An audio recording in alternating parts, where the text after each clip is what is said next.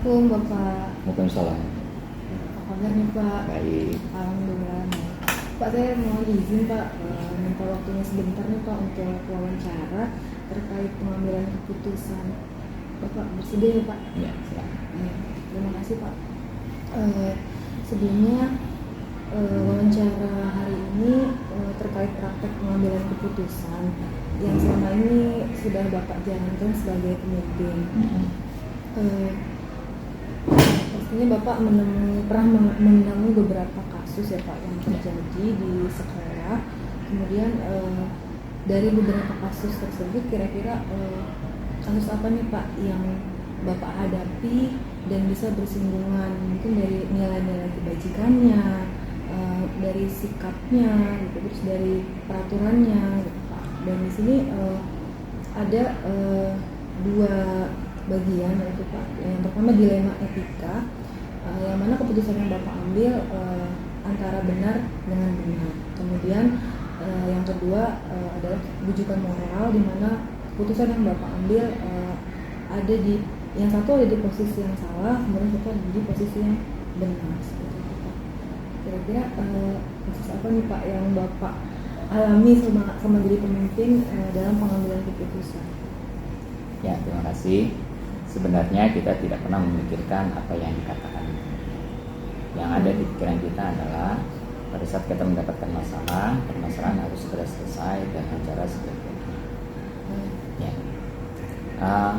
Memang di satu saat ada peraturan yang sekiranya bertentangan dengan hati nurani. Seperti peraturan pemerintah mengenai buka puasa bersama. Ya. Bukan puasa ya Pak ya?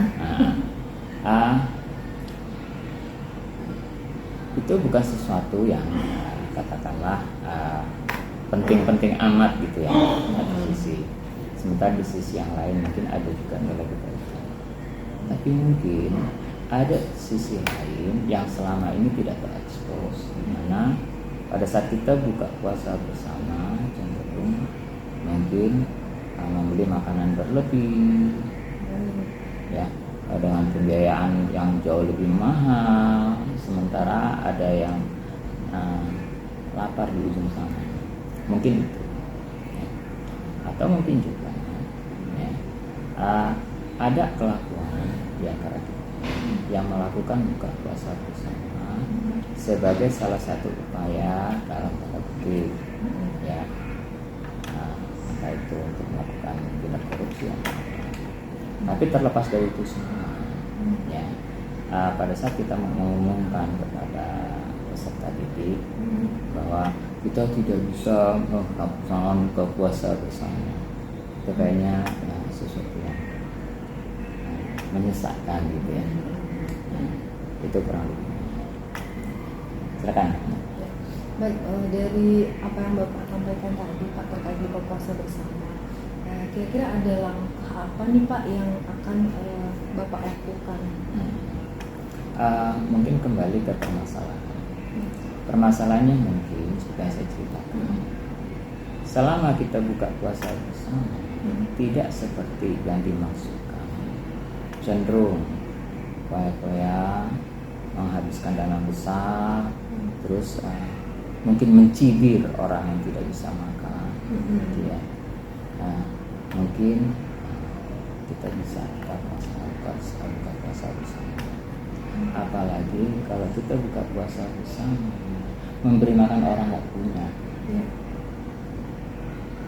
ya, itu ibaratnya sudah bertentangan dengan apa yang dinyatakan.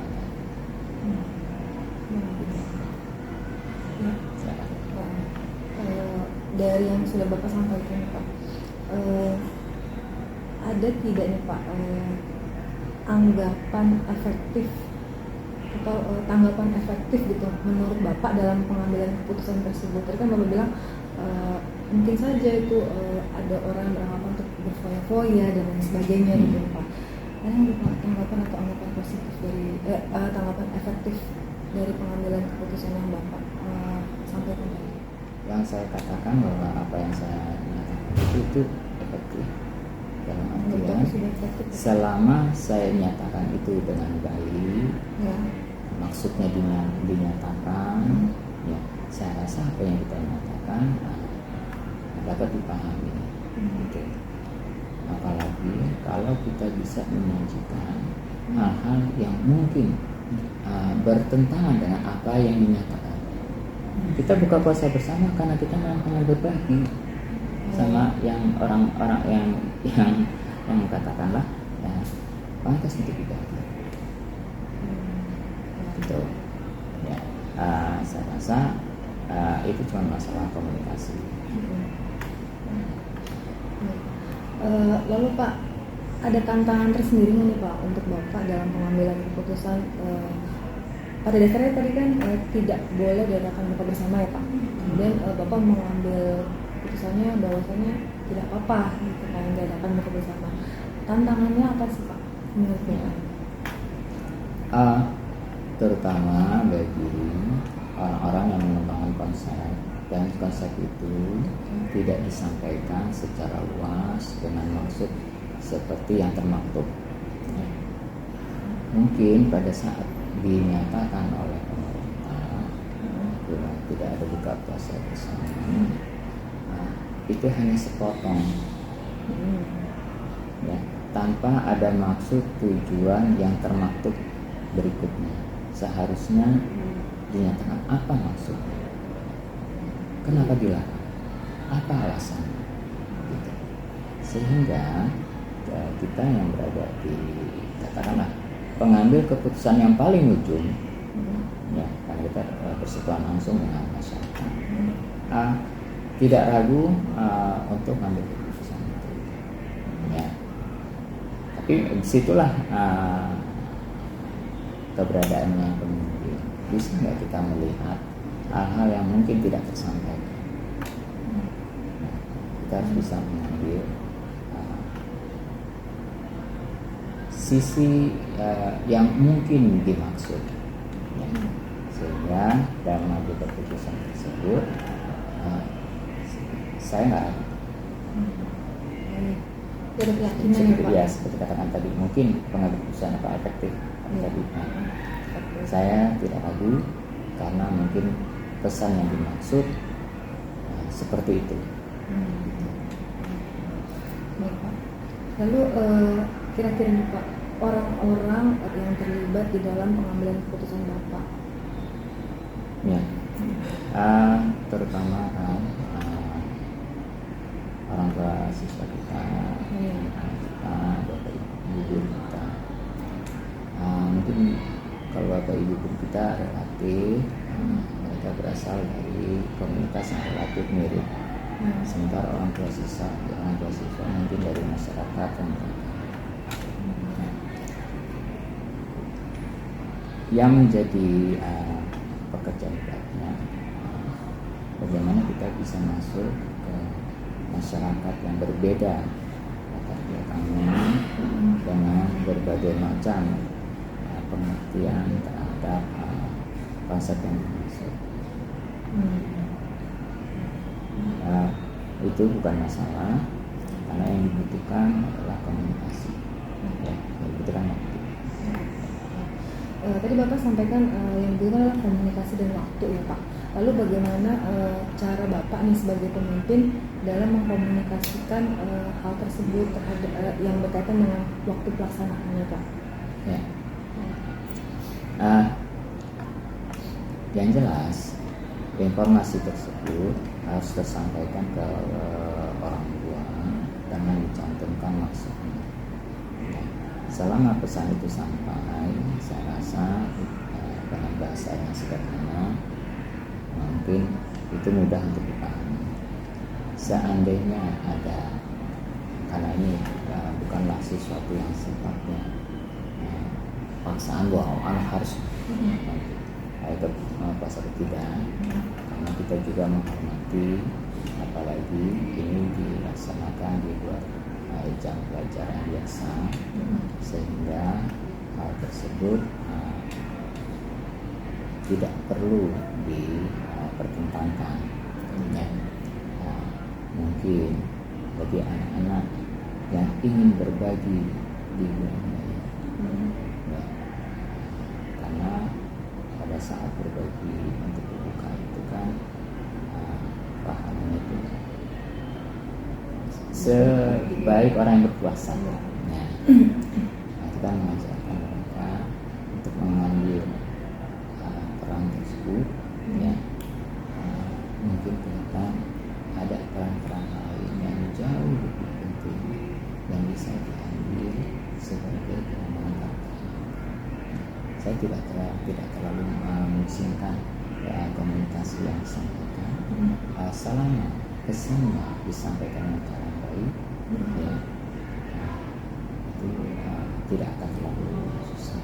Apalagi kita selalu membuka komunikasi, siapapun boleh datang ke ruangan ini untuk berdiskusi. Ya, saya terbuka dengan kesempatan itu. Mungkin yang dibutuhkan cuma kapan kita bisa punya waktu yang sama untuk saling bertukar pikiran. Paling hanya itu. Untuk komunikasi sendiri Pak, bagaimana langkah Bapak nih Pak secara konkret? Apakah langsung bertemu dengan orang tua atau misalkan melalui bersurat atau melalui pesan teks dari WhatsApp atau bagaimana Pak? Alat yang bisa kita gunakan macam-macam. Ya. Mungkin yang lebih saat kita berkomunikasi langsung pada saat di zaman seperti ini, ya, mungkin kesempatan untuk bertemu itu susah, apalagi masing-masing sibuk dengan pekerjaan masing-masing. Ya. Tapi masih ada modal lain yang bisa kita gunakan. Kita bisa melakukan dengan memberikan pengumuman melalui kelas, gitu ya. Kemudian kita lengkapi dengan pernyataan diizinkan tidak. Seandainya orang tua tidak mengizinkan tidak apa-apa. Tidak memaksakan tidak ya Pak? memaksakan. Terus yang berikutnya lagi kita pun bisa menggunakan kalau memang dirasa perlu seperti untuk mengambil keputusan yang jauh lebih serius, membuka meeting menggunakan internet, ya seperti apa yang kalau nyebut merek Zoom atau Google kayak gitu. Jadi ada berbagai macam cara ya Pak komunikasi antar pihak sekolah dengan orang tua murid seperti itu ya Pak ya. Baik Pak, terima kasih atas waktunya Pak. Terima kasih. Wassalamualaikum. Waalaikumsalam warahmatullahi wabarakatuh.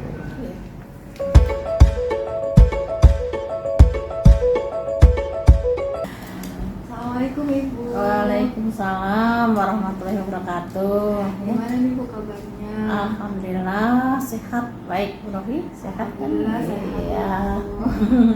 Sebelumnya terima kasih ya Bu atas waktu dan kesempatannya. Saya diizinkan berkunjung ke SMA 76 untuk bersilaturahmi ya dengan Iya. Sehingga kita dapat bertemu ya. Iya Bu. Iya. Oke, silakan. Izin Ibu, saya apa yang sudah Ibu alami selama menjadi pemimpin, saya ingin sedikit dapat ilmu dari Ibu terkait praktik pengambilan keputusan dari seorang kepala sekolah seperti itu Bu. Kasus yang bersinggungan dengan dilema etika antara pengambilan keputusan benar dan benar, atau bisa juga kasus yang bersinggungan dengan bujukan moral gitu Bu ya. Jadi antara benar dan salah seperti itu Bu, yang nantinya akan dikaitkan dengan nilai kebajikan. Iya. Izin Bu ya. Ya, salam. Selama Ibu menjadi pemimpin dalam pengambilan keputusan, ada tidak Bu kasus-kasus yang menurut Ibu ada atau bersinggungan dengan dilema etika atau bujukan moral? Ya. Tentunya dalam kasus itu pasti ada permasalahan-permasalahan yang harus diselesaikan ya. Nah, sementara ini yang kita ambil biasanya dilema etika ya. Karena kan dilema etika di situ ada pilihan ya, ada beberapa pilihan, 2 atau lebih pilihan yang nilainya atau memiliki nilai moral atau etika itu sama gitu ya. Dan di dalam D5 etika itu ada pilihan yang benar ataupun salah secara mutlak. Itu maka keputusan yang diambil harus dipertimbangkan dengan hati-hati dan matang. Iya. Untuk kasusnya sendiri, Bu, kira-kira kasus real yang pernah Ibu alami sebagai pemimpin apa itu ya? Kasusnya kan banyak ya, karena kan banyak permasalahannya ya. Ya, misalkan anak dalam apa ya, dalam kenaikan kelas. Nah kan sering ada yang tidak mengerjakan tugas, sehingga dalam rapat kan anak ini kan tidak mengerjakan tugas. Nah kemudian jarang masuk tanpa keterangan. Nah itu kita selesaikan dengan guru yang bersangkutan. Nah, guru yang bersangkutan, guru yang mengajar, bagaimana sih sikap anak ini. Setelah kita rapatkan dengan guru mata pelajarannya yang mengajar, baru kita bisa mengambil keputusan.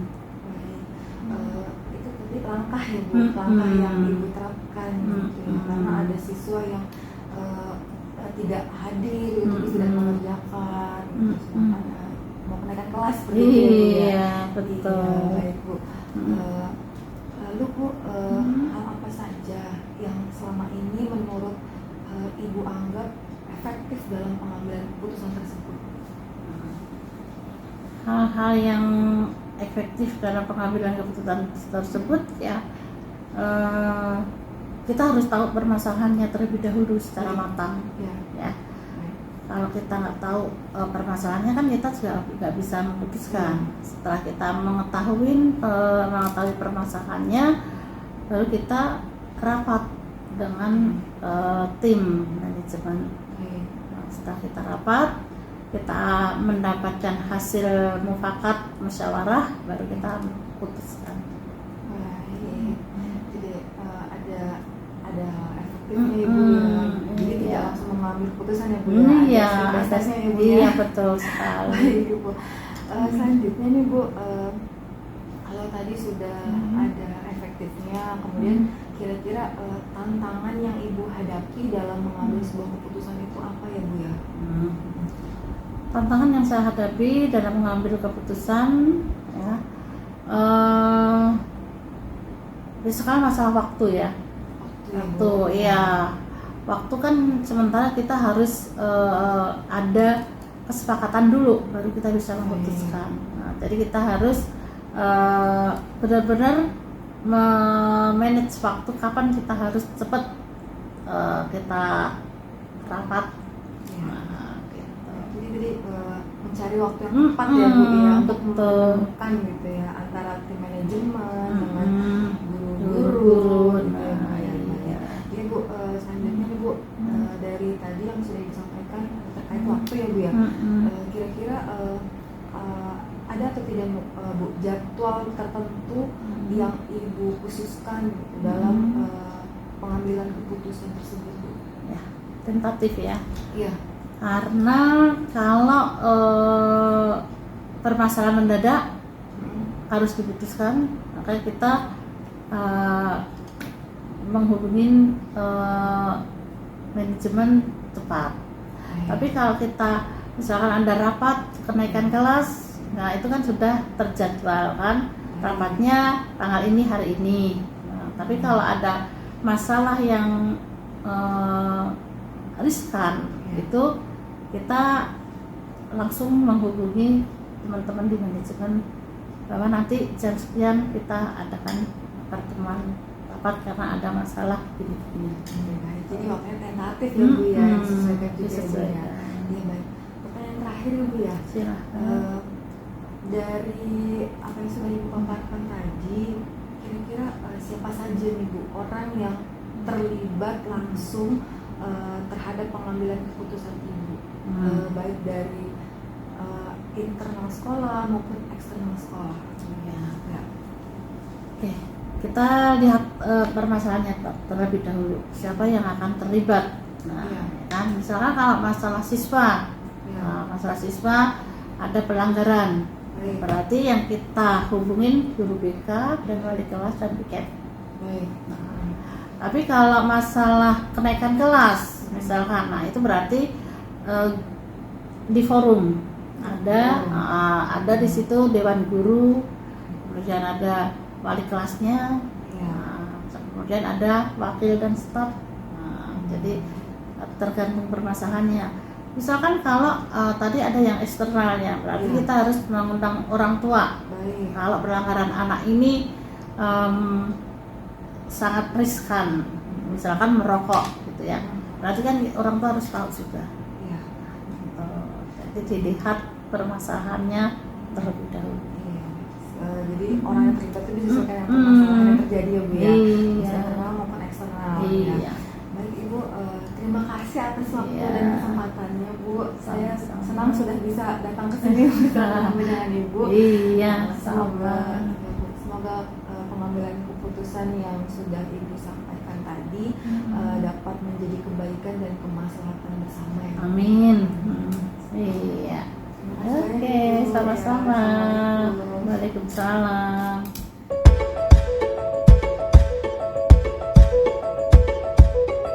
Assalamualaikum Bapak. Waalaikumsalam Bu Novi.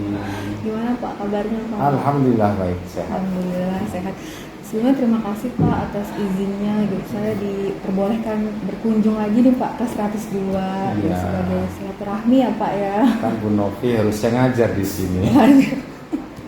Tuh karena kebagian jam kembali ke sekolah asal. Iya betul. Alhamdulillah saya masih bisa berkunjung di sini Iya. Pak, silaturahmi. Kemudian yang kedua ada tujuan saya Pak datang ke sini untuk paling tidak apa ya, saya mendapatkan ilmu dari Bapak selaku pemimpin di SMA 102 dalam pengambilan keputusan itu seperti apa baiknya seperti itu Pak. Di sini dalam pengambilan keputusan ada dua tipe ya Pak. Jadi berdasarkan dilema etika, di mana pengambilan keputusannya antara baik dengan baik atau benar dengan benar. Kemudian ada rujukan moral, yaitu pengambilan keputusan antara yang benar atau yang salah atau yang baik dengan yang tidak baik seperti itu Pak. Nah, selama Bapak menjadi pemimpin nih Pak, Bapak sudah menemukan beberapa kasus mungkin ya Pak ya di sekolah, baik internal antar siswa ataupun mungkin dengan orang tua murid seperti itu Pak. Kemudian dari beberapa kasus yang Bapak temui, kira-kira dalam pengambilan keputusan mana nih Pak yang Bapak terapkan sebagai pemimpin di sekolah? Baik, terima kasih Bu Novi. Perkenalkan, nama saya Waridin, saya pada Mahasiswa Jakarta. Iya, berkaitan dengan yang dari Bu Novi sampaikan tentang pengambilan keputusan, itu kan biasanya atas sebuah masalah, ya. Ya. Dan ketika kita mau mengambil keputusan, maka kita tidak bisa membedakan atau kita tidak bisa memungkiri dengan masalah itu sendiri. Jadi yang pertama pastinya masalah itu harus kita identifikasi betul. Masalahnya seperti apa, latar belakangnya apa, kemudian baru kemudian kita bisa mengambil keputusan. Dengan kita mengenali, mengidentifikasi masalah itu, maka ibarat penyakit ya. Iya. Maka kita diagnosis masalahnya. Ketika diagnosis sudah betul, maka obat yang kita berikan tepat. Nah, tepatnya ini yang agak sulit. Karena tadi ada dilema etika, Iya. ya, ada rujukan moral. Iya. Mengenai benar dan benar, Ya. baik dan baik. Nah, itu sebetulnya relatif agak menurut saya relatif agak tegas ya hitam putihnya. Karena ketika masalah itu sebuah masalah kebenarannya itu terukur dan jelas, kan kita bisa acuannya regulasi, Ya. ya kan? Ketika ternyata ada masalah, ada regulasi, kemudian kita masukkan tabel masuk itu ke dalam regulasi. Ketika ternyata masalah itu melanggar regulasi yang ada, maka jelas pasti ada rujukan keputusannya apa. Nah, maka di situ kebenarannya terukur, akibat benarnya juga terukur, gitu ya. Sehingga dengan demikian untuk yang kuadran ini menurut saya relatif lebih gampang mengambil keputusannya, ya. Paling tinggal mengukur intensitas keputusan itu. Misalnya ada anak tidak pernah masuk sekolah, ya kan? Kan kita tidak bisa melihat kacamata kuda berdasarkan tata tertib tidak masuk sekolah sekian hari, maka punishment-nya apa, gitu kan? Maka kita akan lihat, oh ternyata anak ini dia tidak masuk, ternyata punya masalah kompleks di rumah, misalnya, oh ternyata dia anak yang paling besar, anak bungsu, adanya masih kecil-kecil, kemudian misalnya ayahnya kerja, ibunya sakit, sehingga dia harus menggantikan posisi ibunya yang menjaga atau mengasuh adiknya, dan tidak ada alternatif lain sehingga dia tidak masuk sekolah. Nah, itu kan sebuah situasi yang tidak diinginkan oleh anak untuk tidak masuk sekolah. Nah, kan sekolah kita, lembaga pendidikan tidak bisa memutuskan atau mengambil keputusan pokoknya dia tidak masuk sekian hari maka begini. Nah, dengan latar belakang ini maka pastinya dalam pengambil keputusan kita juga ada pertimbangan, ya, sehingga istilah kemudian kita mempertimbangkan betul ada katakanlah ada pelanggaran, betul ada regulasi atau aturan, tapi ketika kita memberikan keputusan atau kebijakan maka ada pertimbangan lain, misalnya seperti itu. Baik, berarti kasus ini termasuk dalam dilema etika ya Pak? Iya. Selanjutnya nih Pak, hal apa saja selama Bapak memimpin Bapak menemui ada hal-hal efektif dalam pengambilan keputusan Pak? Baik, untuk hal efektif dalam pengambilan keputusan yang jelas ini, sebuah sekolah kan itu sebuah organisasi ya. Ada struktur organisasinya. Misalnya kalau di sebuah sekolah, ada kepala sekolah, ini ada wakil, ada staf, kemudian ada komite, representasi orang tua, kemudian dari posisi berikutnya ada wali kelas, staf ya, kemudian ada guru-guru di bidang studi, kemudian ada OSIS, kemudian secara koordinasi ada kancam, ada sudin, ada dinas pendidikan. Nah, maka kita tidak bisa ego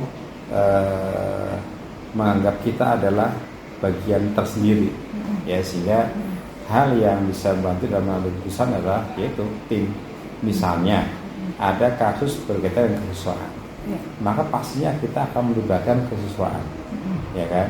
Karena kesesuaian kan punya intensitas yang lebih menangani masalah kesesuaian. Bahkan dalam hal itu kesesuaian pun tidak bisa berdiri sendiri. Kenapa? Karena kesehariannya maka anak ini ada interaksi, maka kita juga butuh wali kelas, ya. Wali kelas juga kadang-kadang tidak cukup, maka kita butuh guru BK, ya. Oke, setelah kemudian teridentifikasi masalahnya, kemudian rumusannya, arahnya kemana, bahkan ketika kita mengambil keputusan pun kita tidak ujuk-ujuk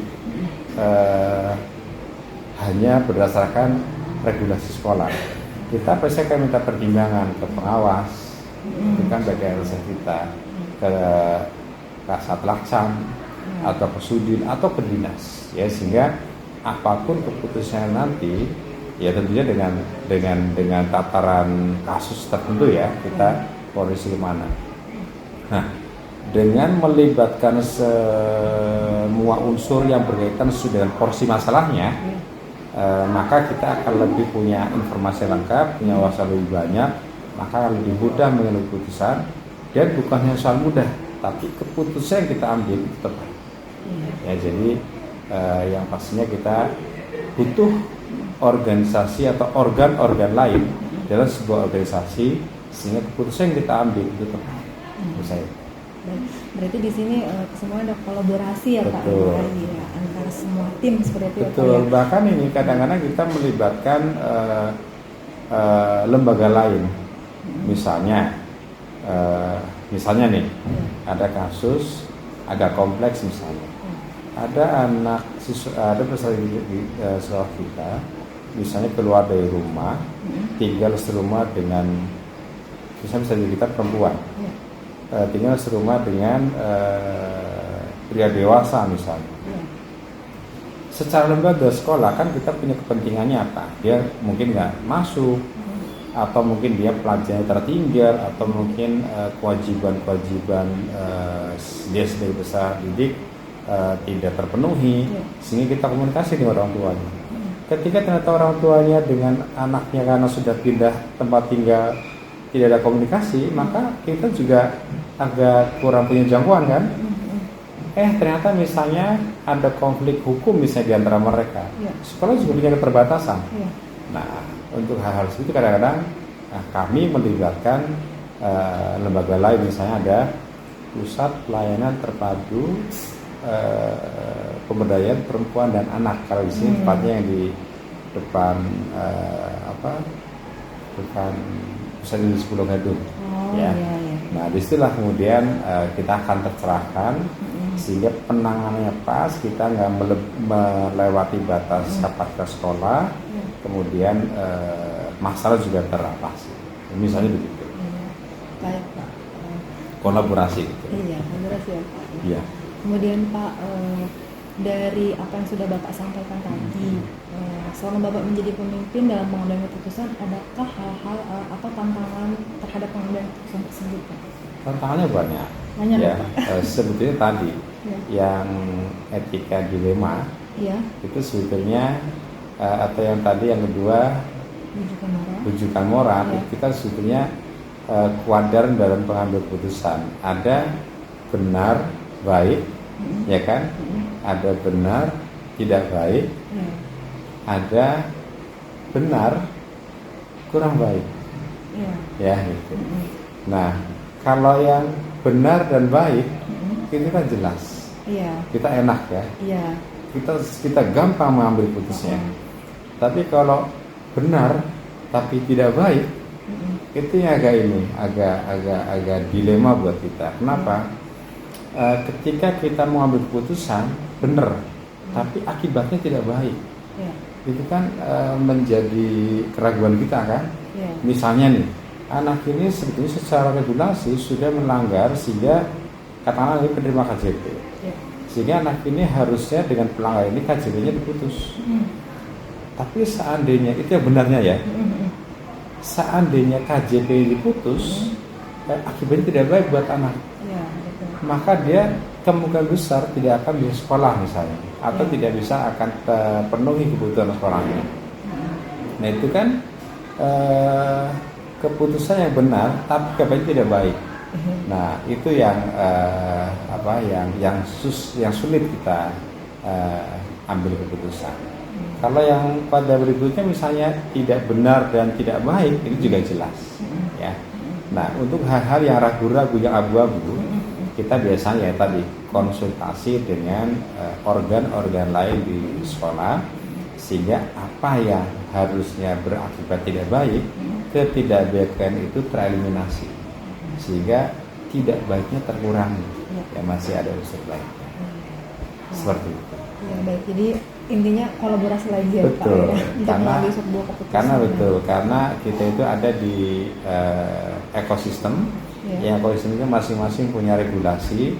Karena kadang-kadang regulasi A, kata regulasi di sekolah bisa jadi ada yang bersinggungan dengan misalnya regulasi perlindungan anak dan perempuan misalnya. Hal-hal itu yang kadang-kadang perlunya kita kolaborasi. Baik Pak. Kemudian Pak, untuk pengambilan keputusan sendiri, menurut Bapak nih, adakah waktu atau tempat tertentu nih Pak untuk mengambil sebuah keputusan dalam berkolaborasi dengan pimpinan lain? Baik, jadi kita kan ada yang mungkin sifatnya apa ya, rutin. Ya. Ada yang sifatnya masalahnya sifatnya dinamis, ya, sifatnya dinamis, sehingga ada hal-hal yang memang harus kita lakukan, ya harus kita lakukan sesuai dengan situasinya. Misalnya, ada anak bermasalah di akademik, ya kan?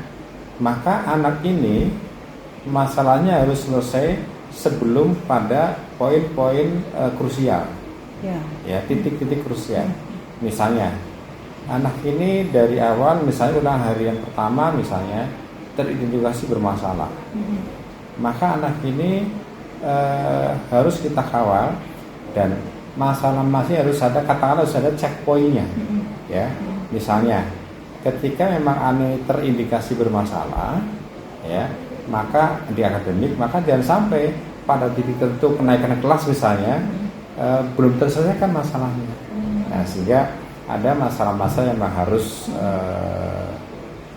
secara waktu itu ada schedule-nya, ada penjadwal waktunya atau checkpoint-nya.